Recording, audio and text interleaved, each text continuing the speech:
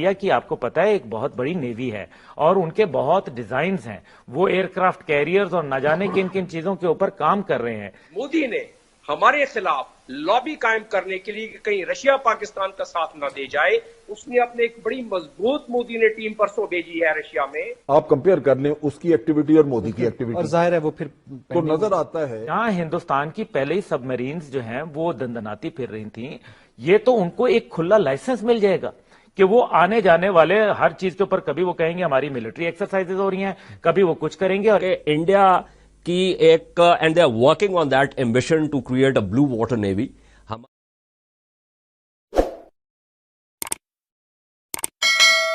موضوع پہ ہم بات کر رہے ہیں، لیکن تھوڑا سا موضوع سے ہٹ کے اگر ہم کہیں، یہ عمان کے اندر اتنا بڑا کام ہو رہا تھا دوکم کے اوپر، پورٹ بن رہا ہے۔ اب آپ اگر اسٹریٹ آف ہرمز کو دیکھیں تو ایک طرف چابہار ہے، دوسری طرف دوکم ہے۔ ابھی یہ تو سارا کا سارا معاملہ ہی پاکستان کو تو آپ جو ہے وہ نیول بلاکٹ کے چکر میں آپ ڈال دیں گے۔ یہاں ہندوستان کی پہلے ہی سب مرینز جو ہیں وہ دندناتی پھر رہی تھیں، یہ تو ان کو ایک کھلا لائسنس مل جائے گا کہ وہ آنے جانے والے ہر چیز کے اوپر کبھی وہ کہیں گے ہماری ملٹری ایکسرسائزز ہو رہی ہیں، کبھی وہ کچھ کریں گے۔ اور انڈیا کی آپ کو پتا ہے ایک بہت بڑی نیوی ہے اور ان کے بہت ڈیزائنز ہیں، وہ ایئر کرافٹ کیریئرز اور نہ جانے کن کن چیزوں کے اوپر کام کر رہے ہیں۔ یہ پاکستان کی ایمبیسی وہاں جو تھی یا فارن آفس تھا ہمارا، وہ سویا ہوا تھا۔ اگر وہ رپورٹ کر رہا تھا اور اس کے اوپر یہاں فارن آفس نے کام نہیں کیا تو میں سمجھتا ہوں ٹاپ سے لے کے باٹم تک فارن آفس کو فارغ کر دینا چاہیے۔ اور دوسری بات یہ ہے کہ اگر وہاں ایمبیسی کو پتہ نہیں تھا تو اس ایمبیسی کو بھی جو ہے ٹاپ سے باٹم تک فارغ کر دینا چاہیے۔ یہ پاکستان کا آپ سمجھیں کہ آپ نے ان کو لائسنس ٹو کل دے دیا، بالکل صحیح۔ ابھی نیول بلاکڈ ہو جانا ہمارے نیول لیے بلاکڈ ہو جانا۔ دوسری جانب جب جو امریکہ کا بڑھتا ہوا دباؤ ہے اور واچ لسٹ کا معاملہ ہے، اب ظاہر ہے پیرس میں جو ایف اے ٹی ایف کی ہونے والی ہے، ایک اجلاس ہونے والا ہے، اور اس میں اگر وہ صورتحال ڈیولپ ہوتی ہے جو ڈیمانڈ کی جا رہی ہے امریکہ کی جانب سے، تو اس کے لیے کیا پیش بندی ہے ہمارے پاس؟ یا وہی ہے کہ کنونشنلی ہم جب کوئی ایسی صورتحال ایک دم سر پہ آتی ہے تو پھر ہم سوچنا شروع کرتے ہیں؟ جی ایسا ہی ہے بالکل، جیسے بہت سارے معاملات میں جب سر پہ آتی ہے تو ہم سوچنا شروع کر دیتے ہیں، اسی طریقے سے یہ معاملہ بھی ہے۔ اور اس کی میں چند مثالیں آپ کو دے دیتا ہوں۔ یہاں جرمنی سے رابطہ لوگوں نے کیا، ہمارے کسی مودی نے ہمارے خلاف لابی قائم کرنے کے لیے کہ کہیں رشیا پاکستان کا ساتھ نہ دے جائے، اس نے اپنے ایک بڑی مضبوط مودی نے ٹیم پرسوں بھیجی ہے رشیا میں۔ اور مودی خود جب گیا ہے ٹور کرنے اپنے گلف کنٹریز کا، تو گلف کنٹریز میں ساروں سے کچھ سے ایشورنس لے کے آئے اور کچھ کو کہہ کے آئے کہ جی آپ پاکستان کا اس میں ساتھ نہ دیں، اس لیے کہ جو پہلے ٹیرر وغیرہ کا سلسلہ ذکر کرتے رہے ہیں اس سلسلے میں گلف کنٹریز کو بھی کہہ کے آئے، کیونکہ گلف جی سی سی آئی اور یورپین یونین یہ دو گروپس ہیں جو کہ شامل ہیں اس میٹنگ میں، 37 ممبرز کنٹری کے میٹنگ۔ تو ہمیں صرف ایک ہی امید کی چمک نظر آ سکتی ہے، شاید اس مرتبہ، شاید میں کہہ رہا ہوں اللہ کرے ایسا ہی ہو کہ چائنا ہمیں بچا لے، لیکن اگلی دفعہ اگر ایسا ہوا تو چائنا بچانے کے قابل نہیں رہے گا ہمیں۔ آپ نے دیکھا کہ چائنا جب برکس کی میٹنگ کر رہا تھا تو بالکل واضح الفاظ میں ٹیررزم کا انہوں نے پاکستان کے حوالے سے اور جماعت الدعوہ کا اور حافظ سعید کا ذکر کر دیا۔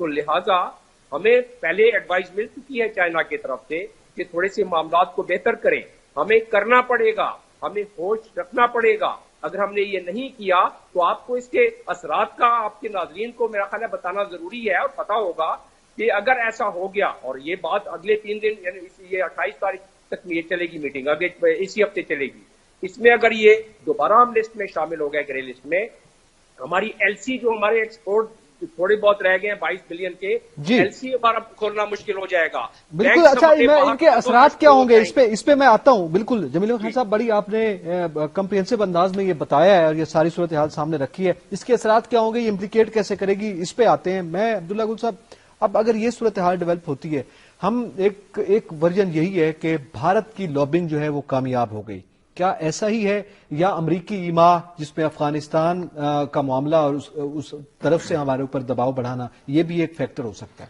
جی دیکھیے، جیسے جمیل صاحب نے کہا، لیکن حقیقت یہ ہے کہ ہمارا فورن آفس جو ہے وہ اپنا کردار ادا نہیں کر پایا۔ دشمن کا تو کام ہے کہ وہ اپنا کرے، اور ویسے بھی ابھی جو امریکہ، اسرائیل اور بھارت کا جو نیکسس ہے، یہ ہمیں نظر آ رہا ہے, یہ اس میں کوئی دوسری رائے نہیں ہے.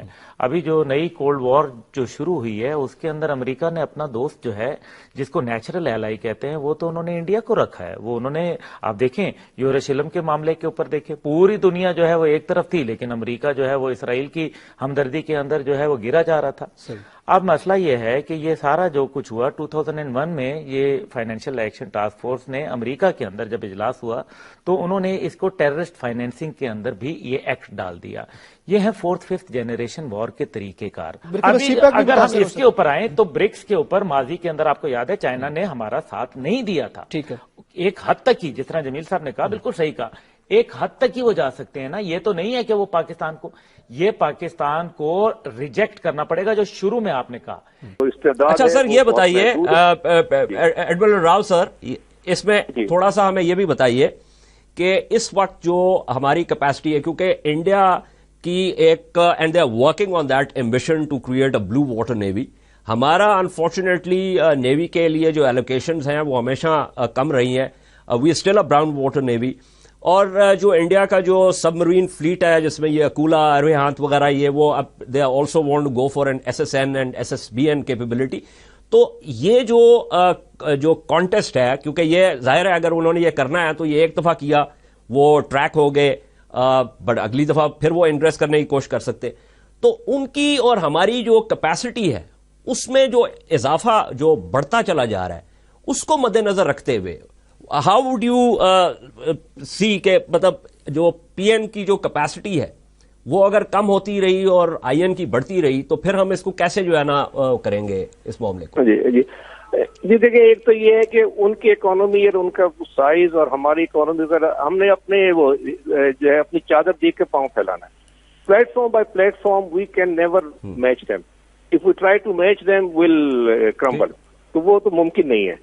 ہم نے یہ دیکھنا ہے کہ ہمارے اور ان کے جو اپروچ ہے وہ اگریسو اپروچ ہے. ایئر کرافٹ کیریئر وغیرہ they are aggressive weapons, aggressive platforms, defensive نہیں ہے. ہماری ریکوائرمنٹ ہے ڈیفینسو بیسیکلی. تو اس لیے ہماری لمیٹڈ ریکوائرمنٹس ہیں, اور وہ لمیٹڈ ریکوائرمنٹس اس لیے بھی ہیں کہ ہماری لوکیشن اتنی اچھی ہے کہ گلف کے نزدیک وغیرہ ہے. لیکن میں جو کہہ رہا ہوں یہ جو سی پیک سے related, maritime economic activity سے ریلیٹڈ اگر چند events south of Gwadar create ہو جاتے ہیں, 2-3 وہ کوئی بوٹ دبو دی یا کچھ اور چیز ہو گیا, تو انٹرنیشنل مرچنٹ ٹریفک وہاں آنے سے شائع ہوگی.